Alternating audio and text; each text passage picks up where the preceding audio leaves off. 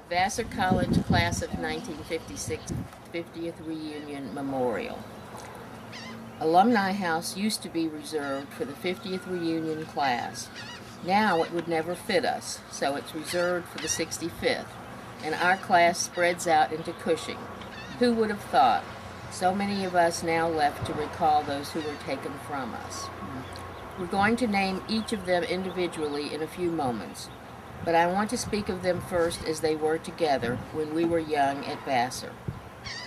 I said at our 40th that perhaps this is not a bad way to be remembered, full of potential, unencumbered by careers or families, not identified as doctors or lawyers or professors, not Mrs. Tom Jones or John Smith, just themselves, the essence of who they were in time.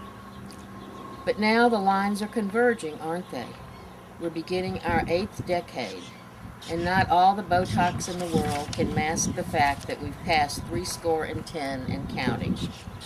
So what do we do with that? We take our newfound numbers, and as our class has always done, we keep our balance for us and for them. They can no longer articulate, but we can. We say it's all about them at this moment, but in a deeper sense, whether we want it or not, it's all about us too. When I saw this verse by Emily Dickinson, written a century and a half ago, I thought, Emily, you wrote for us. She said, how sweet if I am not forgot by chums that passed away, since playmates at 70 are such a scarcity. Well, we have lots of playmates left, and we're here to learn how precious they are and were. That's what reunions are for. We know we're alive because we can still change. The friends we honor can no longer change. They are as they were. But we've been given these extra years as a gift. We should make that bonus count. If we can find the words to tell old friends what they mean to us, we can get to the heart of this gathering. And even someone you barely knew, you can bring a friendship home with you. Change means staying open to all the possibilities. You know, Emily was so smart. She said, if we think we have the answers to what's coming, think again. Much gesture from the pulpit, strong hallelujahs roll.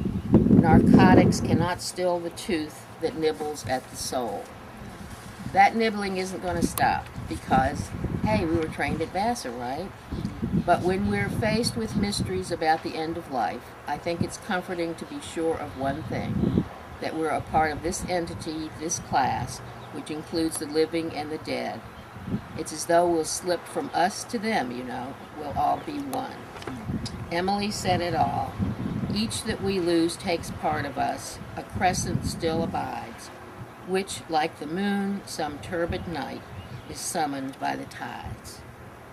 We will read the names of those who have died, and a classmate will place a rose for each one we remember. Beautiful. Beautiful. Oh.